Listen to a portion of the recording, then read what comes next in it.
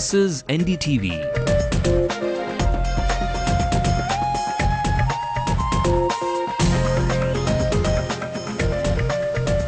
And you're watching Ndtv-Hindu.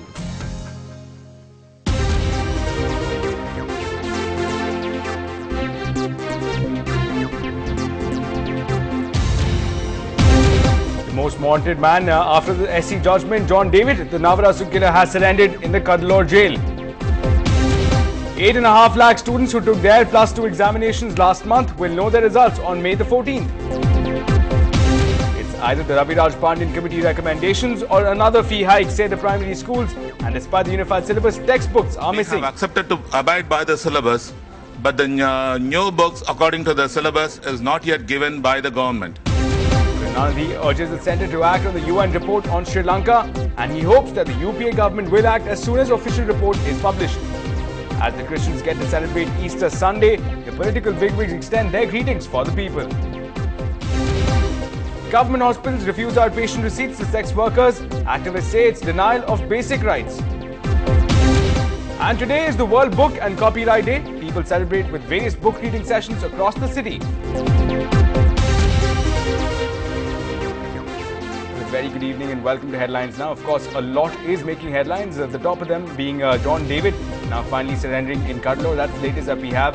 Of course, Easter Sunday is also only a few hours away now. We'll be covering that as well. And today is, of course, also the big day, the World Book Reading Day. We'll be discussing that as well in just a bit. But first, let's take up the top stories from across the country at this hour. IPS officer Sanjeev Bhatt's driver says Bhatt went to Modi's house on the day that the Chief Minister chaired a crucial law and order meeting. Santosh Hegde to decide today on quitting the Lokpal panel over Digvijay Singh's questioning his effectiveness. Anna Hazare says people's trust has not been dented by the recent controversies. Phase 2 of polling in Bengal finishes today. In the fray are Pranab Mukherjee's son Arijit and key Muslim leaders. Sai Baba continues to be critical. Followers pour into Puttaparthi praying for him.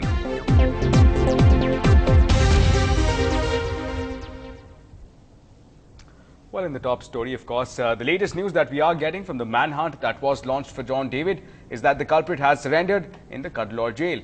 Now, this came only a couple of days after the Apex Court upheld the life imprisonment charges against him. After the Supreme Court order, the Cuddalore police created special teams for trailing and nabbing the culprit. The special teams investigated John David's residence in Karur yesterday. In fact, John David has been charged with killing Navarasu, a college mate, while dragging him.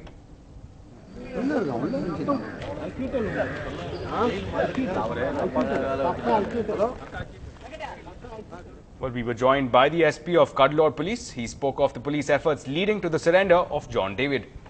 Today we were able to track down his location to, in fact, Aryan Kuppam. I was about to raid cases in Aryan Kuppam. In that time, we also got his location that he's changing and coming towards Cuddalore. So we let him come. He set up a tab that let him come and surrender. Following the Supreme Court order, we were also in touch with his mother. He was acquitted in 2001 by the High Court. He was convicted by the Sessions Court. He was acquitted. So in that sense, he was a free man till the Supreme Court, the Honorable Supreme Court, again found him guilty. Once the Supreme Court order came, even though it did not come in writing, they immediately got onto the job to again secure him. The order was for him to either surrender. If he does not surrender, for us to arrest him. Well, John David's advocate also confirmed that the Navarasu killer has finally surrendered at the Cuddalore jail. Supreme Court direction body, John David surrendered before the jail authorities today at 4:30. Well, and it is not just the politicians who will be on the edge come the month of May. School children will be awaiting the outcome of the arguably the most important moment of their school life, the board exams. Now, Class 12 results will be made available from May 14th, while Class 10 results will be announced on May 10th.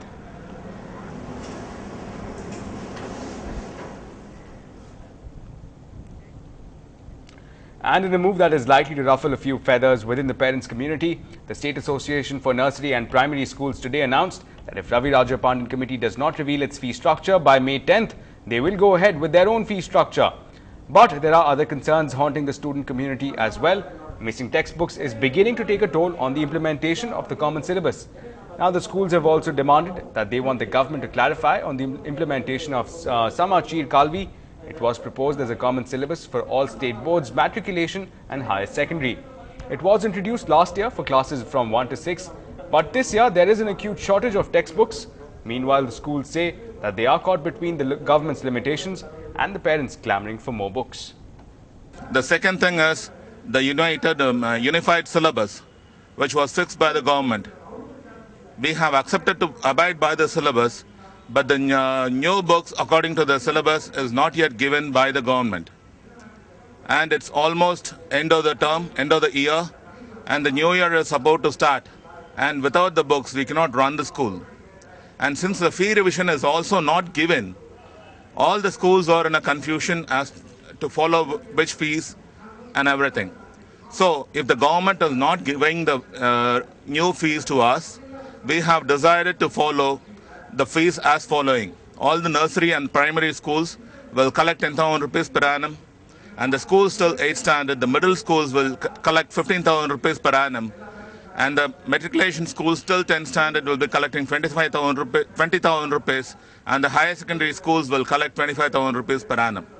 Well, on to some political action now. The Chief Minister of Tamil Nadu, M. Karunanidhi, has urged the central government to act on a leaked UN inquiry on the armed conflict in Sri Lanka. He also decried the main opposition leader Jayalalitha's allegations against him over the UN report. Now, the UN report said that there was credible evidence of army shelling on a no-fire zone, which caused thousands of civilian deaths. It also spoke of torture and sexual violence against women in the final stages of fighting before the fall of the Tamil Tiger rebels in the year 2009. The leader of the MDMK, Vaiko, has called in for a rally in Chennai on Monday to condemn Sri Lanka's President Mahinda Rajapaksa over the UN report. And as Christians are set to celebrate Easter at midnight today, politicians have conveyed their greetings. Chief Minister M. Karunanidhi said that Jesus Christ dedicated his life for the downtrodden and urged Christians to follow his way. Tamil Nadu's main opposition leader J. Jayalalitha and DMDK leader Vijay Kant also greeted the Christian community on the eve of Easter.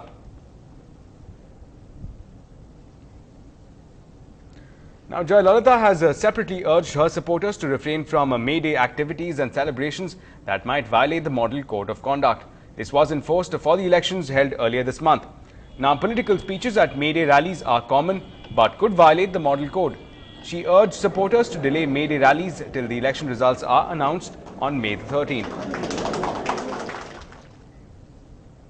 Now, they are the oldest professionals in the world, but sex workers are increasingly facing human rights violations. A couple of recent instances has in fact the rights groups fuming. Peer Mohammed brings us this report.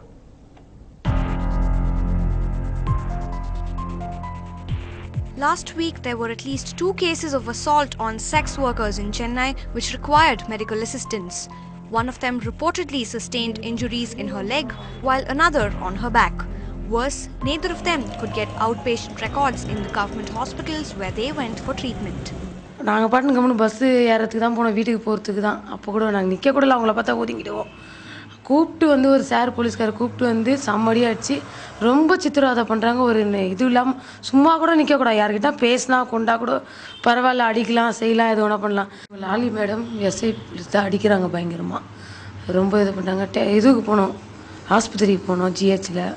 அவங்களும் ஓபிசிடிகளும் தரமாட்டேன்றாங்க. இந்த மாதிரியான பிரச்சனைகளை நாங்கள் government hospital போய் அவங்க treatment எடுக்கணுன்னா கூட எங்களுக்கு அதுக்கான ஒரு வழிமுறையும் இல்லை. இது வந்து ஸ்டேட் ஹியூமன் ரைட்ஸ் கமிஷனுக்கு போய் அங்கே தான் ஏதாவது நியாயம் கிடைக்குதா. நாங்கள் ஆல்ரெடி இது மாதிரி கேஸ்க்கு வந்து நாங்கள் கமிஷனர் ஆஃபீஸ்க்கெல்லாம் நாங்கள் கொடுத்துருக்கோம். ஆனால் அவங்க வந்து சரியான நடவடிக்கை எடுக்கலை. Police dismiss such charges as rare incidents. What is the cause for concern is that government doctors seem to be in the dark about the rights of sex workers and other sexual minorities. Rights activists insist that basic rights cannot be denied to them. The government doctors are also failing in their duty to register their complaints by not issuing OP checks, that is the outpatient checks, and also failing to issue accident registers.